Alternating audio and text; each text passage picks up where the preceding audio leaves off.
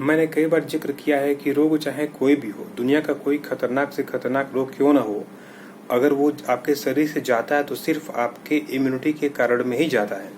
अगर आपकी रोग प्रतिरोधक क्षमता अच्छी है तो उस कंडीशन में आपका रोग जाएगा। अगर अच्छी नहीं है तो उस कंडीशन में आपका वो रोग नहीं जा सकता है, चाहे कितना भी आप दवाई का यूज क्यों न कर लें। बहुत लोगों को कन्फ्यूजन है मॉडर्न साइंस के ऊपर में और आयुर्वेदा के ऊपर में कि कैसे इन दोनों को लेकर के चला जाए। इसमें वास्तविकता क्या है कि कौन सी पैथी आपके लिए सही है। देखिए, अगर कोई इमरजेंसी होता है, जैसे अटैक की प्रॉब्लम, एक्सीडेंटल केस होते हैं या कोई सर्जरी का केस बनता है, तो उस कंडीशन में आप मॉडर्न साइंस के ऊपर डिपेंड रहे, बहुत अच्छी बात है, क्योंकि वहाँ पे आपको तुरंत आराम चाहिए होता है। फास्ट रिलीफ के लिए आप वो यूज करें। लेकिन अगर आपको कोई ऐसी बीमारी आती है जो बीमारी काफ़ी लंबे समय तक चलने वाली होती है, तो उस कंडीशन में आप आयुर्वेद का यूज करें। ये आपको नेचुरल वे में सबसे अच्छे तरीके से रोग से निजात दिलाता है। आपने देखा होगा आजकल जैसे कि इन्फेक्शन महामारी को लेकर के बहुत बातें चल रही हैं कि इसमें आयुर्वेद को लेकर के लोगों को निराशा भी है, काफ़ी आशा भी है, लेकिन लोगों को कन्फ्यूजन हो रहा है। मुंबई के क्वारंटीन सेंटर में एक मैंने देखा कि वहाँ पे है कि जो लोग पॉजिटिव वाले पेशेंट हैं उनको, और जो निगेटिव वाले हैं, जो सस्पेक्टेड हैं उनको, एक ही क्वारंटीन सेंटर में 1000 लोग को, 1500 लोग को रहने की व्यवस्था की गई है। ऐसा लगभग इंडिया में हर जगह, हर गांव देहात में हो रहा है। समझिएगा, बहुत बड़ा एक अफेक्ट मैं बता रहा हूँ आपको। यानी कि जो सस्पेक्टेड है उनको और जो पॉजिटिव है उनको सबसे पहले क्वारंटीन सेंटर में रखा जाता है 15 दिन के लिए। कुछ दिन के लिए ड्यूरेशन 10 दिन के लिए किया गया था, अभी बहुत लोग 10 दिन के लिए रख रहे हैं वहाँ पे। तो इसके बीच में अगर आपके कोई सिम्टम निकल करके सामने आते हैं तो उस कंडीशन में आपको वहाँ पे कुछ आपको फर्स्ट एड ट्रीटमेंट दिया जाएगा। जो जनरल मेडिसिन आपकी चलती हैं कफ कोल्ड में, वो आपकी एलोपैथिक दी जाती है। अगर आपका कोई सिम्टम नहीं बढ़ता है या आपको नॉर्मल दवाई से सिम्टम अगर ठीक होते हैं तो आप वहीं पे रहेंगे और फिर आपकी टेस्टिंग 10 दिन में दोबारा होगी या अगले 10 दिन बाद दोबारा होगी। रिपोर्ट आपकी नॉर्मल आती है, फिर आप डिस्चार्ज होते हैं। लेकिन आपके ICMR ने और WHO ने क्या कहा, जो इनकी गाइडलाइन थी, देखिएगा, इन्होंने पहले तो बड़ी तारीफ किया कि इसको हम कंट्रोल में लेकर के आएंगे, ख़त्म कर देंगे। अब क्या बोलते हैं कि आपको इसके साथ जीने का आदत डाल लेना चाहिए। अब क्या है, आपने देखा होगा अचानक एक रेशियो बढ़ गया है कि जो डिस्चार्ज होने वाले जो पेशेंट हैं क्योर वाले, वो रेशियो बढ़ गया है। तो ये कभी गलतफहमी मत रहिएगा कि ये लोग बिल्कुल निगेटिव होकर के ही निकल रहे हैं। अब यही मेडिकल साइंस क्या बोल रहा है कि अगर आपका रिपोर्ट पॉजिटिव है और एसिम्प्टोमेटिक है, यानी कोई लक्षण आपके सामने नहीं आ रहा है, कफ कोल्ड, सर्दी जुकाम, सांस की प्रॉब्लम नहीं हो रही है आपको, तो उस कंडीशन में आपको 15 दिन क्वारंटीन में रहना है। और फिर भी अगर आपको कोई दिक्कत नहीं है और उस कंडीशन में आपको टेस्ट कराना कोई ज़रूरी नहीं है, 15 दिन के बाद आपको क्वारंटीन सेंटर से डिस्चार्ज किया जाएगा। आप घर पे जाकर के 15 दिन के लिए सेल्फ क्वारंटीन पे रहेंगे।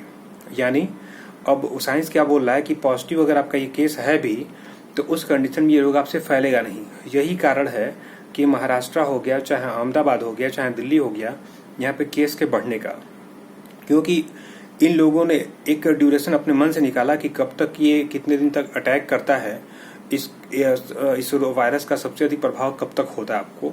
फिर ये लोग अपने ओपिनियन को हर बार चेंज करते चले आए हैं।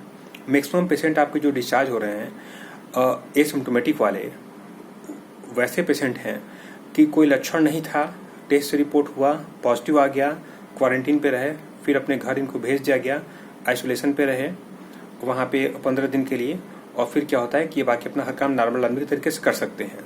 सरकार ये बोलती है कि ऐसे लोगों से वायरस किसी और इंसान को नहीं फैल सकता है, जो कि एक बहुत बड़ा कन्फ्यूजन वाली स्थिति है। इसीलिए तादाद बहुत ज़्यादा बढ़ रही है, आप जान के रखें, ये एक बहुत बड़ी बात इसमें है।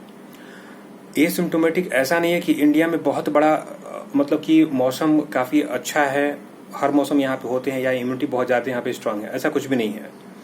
देखिए, हर देश में इस रोग का प्रभाव ज़्यादा होता है। जो ठंडे कंट्री हैं और जो बहुत आधुनिक देश थे, उन लोगों ने लापरवाही किया कि बहुत तरीके की मेडिसिन वगैरह का यूज कर लिया डर के मारे, जिससे लोगों का डेथ रेशियो बढ़ गया। जब उनको अकल आया कि नहीं, इसमें हमको डेथ रेशियो को बचाने के लिए मेडिसिन नहीं, आप प्रिकॉशन की ज़रूरत है, तो वहाँ पे देखा होगा इटली, स्पेन वगैरह में जो डेथ रेशियो है, जो लोग रोज़ मिल जा रहे थे, हज़ारों लोग मिलते थे, वो कितना कम आ गया। अब कंडीशन क्या है कि हमारे यहाँ तमाम चीज़ मीडिया भी गलत यहाँ पे रिपोर्ट दे रही थी कि हमारा जो देश है वो विश्व गुरु है, सबको क्लोरोक्विनिन आपको दिया है, सभी कंट्री को हेल्प करने के लिए। लेकिन ये वही क्लोरोक्विनिन दवाई आपकी है जिस दवाई को यूज करने से रिलीफ तो मिलता है, लेकिन बंद करने के बाद लोगों के अंदर डेथ रेशियो की मात्रा जो है बढ़ जाती है। इसीलिए बाकी कंट्रियों में भी तबाही बहुत अच्छे तरीके से मच गई थी, ये सभी लोग जानते हैं, लेकिन इस पर कोई बताया नहीं। अब यहाँ पे प्रॉब्लम की बात क्या होती है कि मेडिकल साइंस ये बोला लोगों से कि आप अपने इम्यूनिटी को बढ़ाएं। मैंने देखा है कि वहाँ पे क्वारंटीन में जो पॉजिटिव वाले केस है, सिम्टोमेटिक भी हैं, तो उनको ट्रीटमेंट नहीं दिया जाता, सिर्फ विटामिन सी मल्टीविटामिन की दवाई दी जाती है बच्चों तक को। यानी अगर रोग इतना बड़ा था तो आप उसको बढ़ने का वेट कर रहे हैं क्वारंटीन सेंटर में कि रोग बढ़े, सांस की दिक्कत आए, लंग्स पूरा वो डिस्ट्रॉय कर दे बीमारी आपकी, फिर आप उसको ट्रीटमेंट करेंगे। ऐसा अगर होता तो ये लोग ट्रीटमेंट वहाँ करते, जबकि ये लोग ट्रीटमेंट नहीं करते हैं। ये वास्तविकता है। तमाम लोगों की रिपोर्ट हमारे पास में है, हमारे आईडी पे पड़ी हुई है, आप लोग देख सकते हैं। तो ये लोग क्या किए कि अब अपना फार्मूला चेंज किए प्रिकॉशन पे कि आपको खाना पीना खाना है और वेट करना है, आराम करेंगे आप, धीरे धीरे करके आपका इम्यूनिटी उसको डैमेज कर देगा। तो जब इम्यूनिटी की बात यहाँ पे आ गई तो क्या इन लोगों को आयुर्वेद की बात नहीं समझ में आती थी? आयुर्वेदिक दवाइयों का मतलब क्या है? ऑर्गेनिक वे में आपके शरीर को अगर कोई भी चीज़ दी जाए तो जायज़ बात है कि वो आपको इम्यूनिटी बढ़ाएगी सही तरीके से। जो हमारे आहार विहार दिनचर्या बताया गया है आयुर्वेद में, वो एक बहुत बड़ी चीज़ है इसमें आपको इम्यूनिटी को बूस्ट करने के लिए। तो कोशिश करें कि आप इसको फॉलो करें ना। लेकिन ये पैथी एक दूसरे को सपोर्ट नहीं करती है। लोग मिलेंगे जो एक दूसरे की बुराई करने वाले मिलेंगे इसमें, एलोपैथिक आयुर्वेद की, आयुर्वेदिक एलोपैथी की। लेकिन दोनों मिलकर के अगर काम करते, सरकार कोई भी हो, लेकिन दोनों सरकार ने इन मतभेदों को बढ़ाया है। अगर इन दोनों पैथियों को अप्लाई किया था तो आज हमारे यहाँ पेशेंट इतने नहीं बढ़ते, संक्रमण की स्थिति काफ़ी कंट्रोल में होती, जैसा कि देखने को मिला है। मैंने खासकर लोगों को यूज करा है जो कोरोना पॉजिटिव के केस हैं, जैसे अश्वगंधा हो गया, त्रिकटु हो गया, महासुदर्शन हो गया, इसमें चिरायता हो गया, गिलोय हो गया, आरोग्यवर्धिनी वटी हो गया।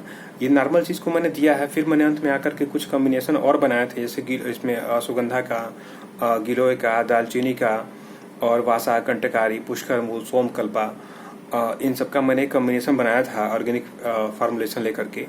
तो क्वारंटीन सेंटर में बहुत लोगों को दिया गया है। और सबसे बड़ी बात क्या है कि जो लोग इनके अच्छे खासे जो पेशेंट थे, जिनको सेंस की प्रॉब्लम नहीं है, जिनको टेस्ट की प्रॉब्लम नहीं है, तो उन पेशेंट के अंदर में रिलीफ का रेशियो बहुत अच्छा मिला है और 3-4 दिन में रिलीफ बहुत फास्ट मिला है इसमें। तो ये कहना मुश्किल है कि केवल इसका ट्रीटमेंट एलोपैथी हो सकता है, आयुर्वेद से इसका ट्रीटमेंट पूरा हो सकता है। क्योंकि अब तक जो भी चीज़ें बताई गई हैं, आपने कभी ध्यान दिया होगा, पढ़िएगा कभी ध्यान से, आप लोग कभी सर्च कर सकते हैं आप लोग कि जब चेचक की प्रॉब्लम आई थी तो लगभग 5 करोड़ लोग मरे थे। बहुत बड़ी महामारी थी उस टाइम पे, इससे भी कई गुना अधिक, उसके 1% रेशियो में ये नहीं है। चेचक की जो प्रॉब्लम थी उसमें कई करोड़ लोग मरे हुए थे और उस चेचक की बीमारी का अब तक आज तक सटीक इलाज नहीं हो पाया है। आज भी जब चेचक होता है तो लोग क्या करते हैं, सोशल डिस्टेंसिंग और उनके क्लीनिंग पर ज़्यादा ध्यान देते हैं, खाने पीने पर ध्यान ज़्यादा देते हैं। तो चेचक की प्रॉब्लम नॉर्मली विदाउट मेडिसिन जो है घर पे लोगों की 3-4 दिन में ठीक हो जाती है, चाहे वो बड़ी माता हो चाहे छोटी माता हो, स्मॉल पॉक्स हो, ये आराम तरीके से बहुत इजी वे में ठीक होता है। जितनी भी महामारियां हैं, इतिहास गवाह ऐसा है कि आयुर्वेद यूज करने से वो सब चीज़ें ठीक होती हैं। तो कोशिश करें कि आप आयुर्वेदिक की तरफ में टारगेट करें। इतनी दवाइयाँ हैं क्योंकि ये रोग फैलेगा, संक्रमण वाला है, डरने की कोई बात नहीं है। यहाँ पे बहुत कन्फ्यूजन भरा माहौल है, लेकिन आप आयुर्वेद को अपनाएं और ताकि आपकी इम्यूनिटी बूस्ट हो और आप इस रोग से लड़ सकें। बहुत चीज़ें आपको हैं जो कि मैं आपको समय समय पे देते रहूँगा। बाकी मेरे आईडी अवेलेबल है कि इस बीमारी में क्या करें, कैसे बचें। Thank you.